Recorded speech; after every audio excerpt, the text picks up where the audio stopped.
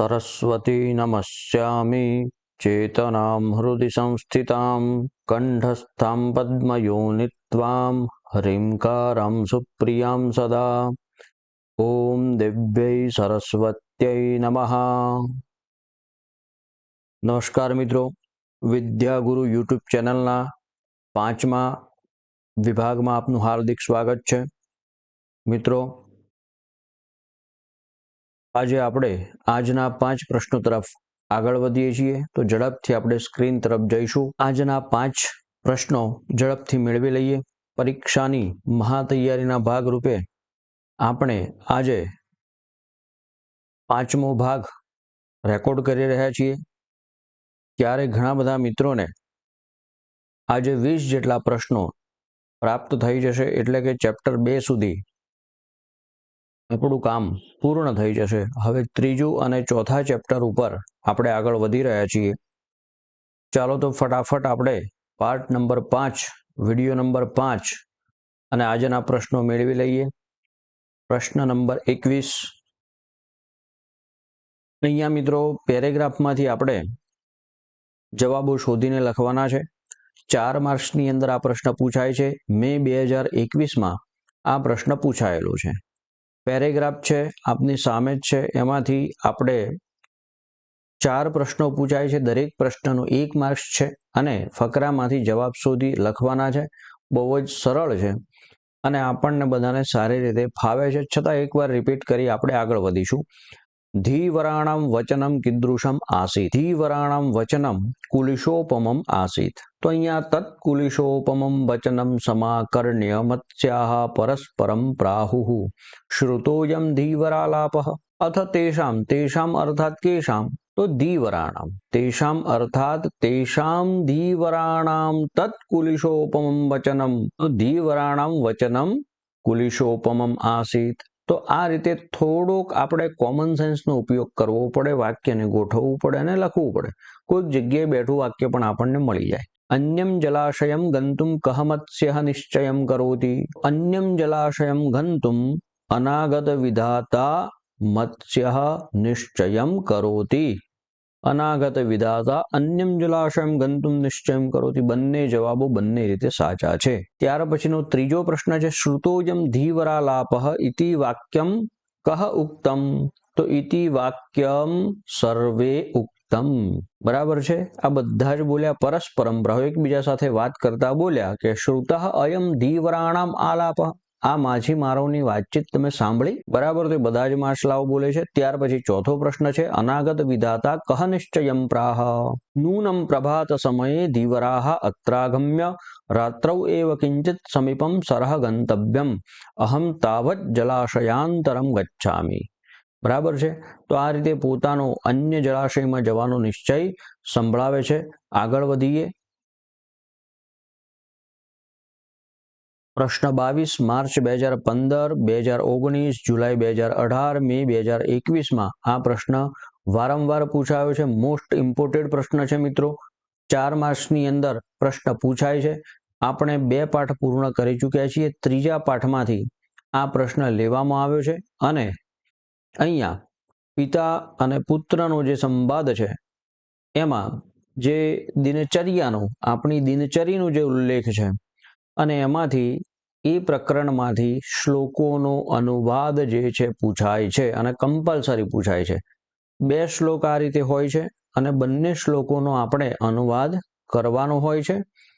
તો આ 22 નંબરનો પ્રશ્ન આપણા માટે ખૂબ જ અગત્યનો છે। શ્લોક છે પાઠશાલામ સમમિતરૈઃ ગચ્છ પાઠમ તથા પઠ એવં સમાદિશત પુત્રમ તાતઃ પુત્ર હિતે રતઃ ત્યજ દુર્જન સંસર્ગ ભજ સાધુ સમાગમમ કુરુ પુણ્યમહોરાત્રમ સ્મર નામ હરિ સદા। એનો અર્થ થાય છે પાઠશાલામ સમમ મિતરૈઃ। બરાબર છે, પુત્રના હિતમાં લાગેલા અથવા તો તલ્લીન એવા પિતા પુત્રને આજ્ઞા કરે છે મિત્રો સાથે પાઠશાળામાં જા અને અભ્યાસ કર। દુર્જનનો સંગ છોડી સાધુનો સંગ કર અને હંમેશા સારું કામ કરી ભગવાનના નામનું સ્મરણ કર. કુલ સરળ 4 લીટીનો અર્થ છે મિત્રો. 4 માર્ક્સ આપણને બેઠા મળી જાય માત્ર સરળ શબ્દાર્થ. પાઠશાળા એટલે શાળા વિદ્યાલય ખબર છે આપણને. સમમ એટલે સરખા. મિત્રનો અર્થ પણ ખબર છે. ગચ્છ એટલે જા. આજ્ઞાર્થ છે. પાઠમ પઠ પાઠશાળામાં જઈ, વિદ્યાલયમાં જઈ, શાળામાં જઈ અને પાઠ ભણતું. બરાબર છે. અભ્યાસ કર. એવમ સમાદિશત પુત્રમ પુત્રને સમાદિશત આવી રીતે આજ્ઞા કરે છે. કોણ? તો પુત્ર હિતે રતઃ તાતઃ પુત્રના હિતમાં લાગેલા પિતા. ત્યજ દુર્જન સંસર્ગ દુર્જન માણસો જે છે, ખરાબ માણસો જે છે એનો સંગ છોડી દે અને સજ્જન માણસોનો સંગ કર. પુરુ પુણ્યમ અહોરાત્રમ અહોરાત્ર એટલે દિવસ અને રાત સત્કર્મ કર, સારા કાર્યો કર. સ્મર નામ હરે સદા હરે નામ સદા સ્મર તો હરિ એટલે ભગવાનનું જે છે સતત તું સ્મરણ કર. આ રીતે પુત્રના હિતમાં લાગેલા પિતા પુત્રને આજ્ઞા કરે છે. બહુ જ સરસ પાઠ છે મિત્રો અને આમાંથી 100% પૂછાય જ છે. એટલે આગળ વધીએ 23મા પ્રશ્ન તરફ. જુલાઈ 2017માં પૂછાયેલો છે. 4 માર્ક્સની અંદર પૂછાયેલો છે. આ પણ એ જ પ્રકરણમાંથી લેવામાં આવ્યો છે. શ્લોક છે પ્રવિચાર્યોત્તરમ દેયમ સહસાન વદે ક્વચિત શતરોરપી ગુણાગ્રાહ્યા દોષાસ્ત્યાજ્ય ગુરોરપી ધ્યેયમ સનાતનમ બ્રહ્મ હેયમ દુઃખમનાગતમ કાયિકમ સુખમાદેયમ વિધેયમ જનસેવનમ. કોઈ દિવસ પૂરો વિચાર કર્યા સિવાય કોઈ પ્રશ્નનો જવાબ આપવો જોઈએ નહીં. દુશ્મન, હરીફ જે છે, શત્રુ છે, એનામાંથી પણ આપણે ગુણ ગ્રહણ કરવા જોઈએ અને ગુરુમાં જો દોષ દેખાય તો તે દોષોને આપણે ત્યજવા જોઈએ. શાશ્વત ભગવાનનું ધ્યાન કરવું જોઈએ. આવતા દુઃખોને ટાળવા અને શારીરિક સુખ મેળવવા માટે લોકોની સેવા કરવી જોઈએ. આ રીતે એનો સરળ અર્થ એ પણ આપણને પ્રવિચાર્ય ઉપસર્ગ છે અને વિચારી એટલે વિચાર કરીને ઉત્તરમ દેયમ જવાબ આપવો જોઈએ. સહસા એટલે તરત જ, ક્યારે ન વદેહે ક્વચિત ક્યારે ઉતાવળે જવાબ આપવો જોઈએ નહીં.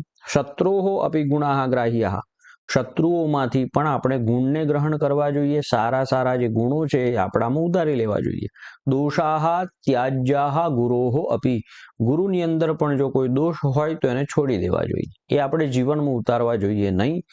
ધ્યેયમ સનાતનમ બ્રહ્મ સનાતન બ્રહ્મ જે છે, ઈશ્વર છે, એમનું સતત ધ્યાન કર. હેયમ દુઃખમ અનાગતમ જે દુઃખ આવ્યા નથી અથવા તો આવતા દુઃખોને ટાળવા. હેયમ એટલે છોડવા અને અનાગતમ દુઃખમ ન આગતમ નહીં તત્પુરુષ સમાસ છે. તો જે દુઃખો આવ્યા નથી એને છોડી દેવા જોઈએ, વિચારવું જોઈએ નહીં એ બાબત માટે. કાયિકમ સુખમ આદેયમ બરાબર છે.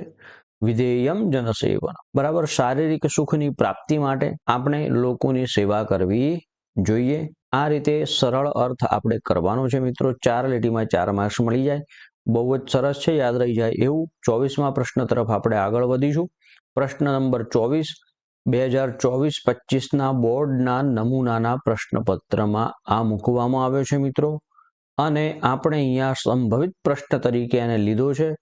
આના પણ 4 માર્ક્સ છે અને આ જ પાઠમાંથી લેવામાં આવ્યો છે.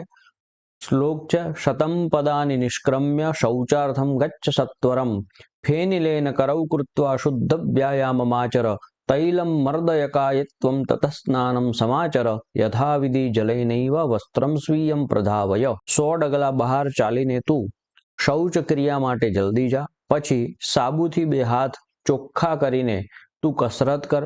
તું શરીર પર તેલની માલિશ કર. પછી સ્નાન કર. પાણી વડે જ વિધિપૂર્વક પોતાનું વસ્ત્ર બરાબર ધો.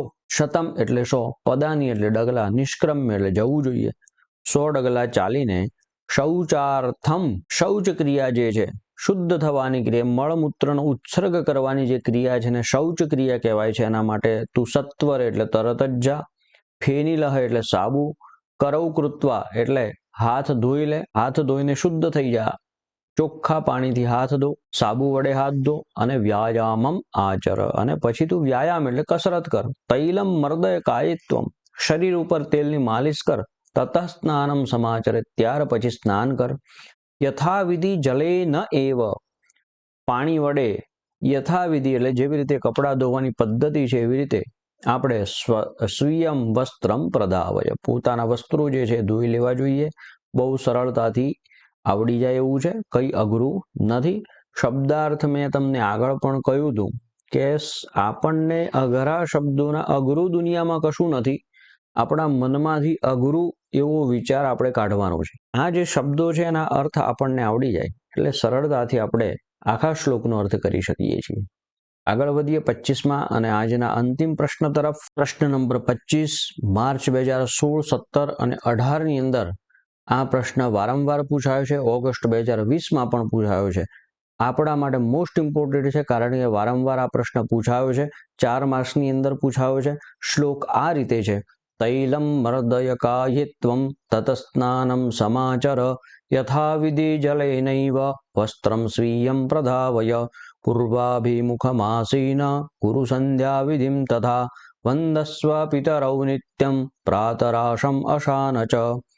બરાબર, અહીંયા અર્થમાં થોડી ગરબડ છે એટલે અર્થ હું બોલું છું કે તૈલમ મર્દય કાયિત્વમ આપણે આગળ પણ આ જોઈ ગયા છીએ.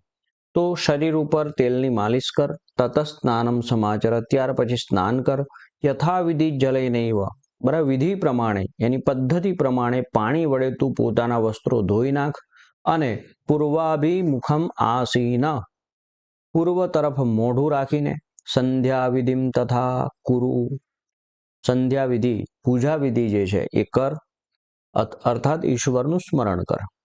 વંદસ્વ પિતરૌ નિત્યમ, પિતરૌ એટલે માતા અને પિતા, આ બંનેનો વાચક શબ્દ છે પિતરૌ. તો વંદસ્વ પિતરૌ, માતા પિતાને વંદન કરવો. પ્રાતરાશમ અશાન ચ, પ્રાતરાશમ.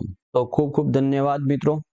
આજના 5 પ્રશ્નો સાથે તમને મેં અત્યાર સુધી 25 પ્રશ્નો આપ્યા છે. જેણે વિડીયો ન જોયા હોય ક્રમશઃ 1 થી 5 સુધીના વિડીયો જોઈ લે. સાથે સાથે આપણે ચેનલને સબસ્ક્રાઇબ કરવાની છે, મિત્રો સાથે શેર કરવાની છે અને લાઈક તો કરવાની જ છે. મિત્રો ખૂબ જ આનંદ થાય છે. સાથે સરસ તૈયારી આપણી ચાલી રહી છે અને આપણે બોર્ડની પરીક્ષા ન આવે ત્યાં સુધી સતત મંડ્યા રહીશું અને તમને સારામાં સારું અહીંયાથી ભાથું હું પીરસીશ. માટે આ ચેનલ સાથે જોડાયેલા રહો અને ફરી બધા મિત્રોનો ખૂબ સહકાર મળી રહ્યો છે. ખૂબ ધન્યવાદ. આપણે બધાના હિત માટે આ કાર્ય કરી રહ્યા છે એટલે વધુમાં વધુ લોકો સુધી આ પ્રશ્નોને પહોંચાડો. પરીક્ષામાં તમને ચોક્કસ લાભ થશે મિત્રો, ચોક્કસ લાભ થશે. તો આ સાથે આજનો આ વિડીયો પૂર્ણ કરીએ છીએ. 5મું સેશન આપણું પૂર્ણ કરીએ છીએ. અસ્તુ. જય તુ ભારતમ, જય તુ સંસ્કૃતમ, જય જય ગરવી ગુજરાત.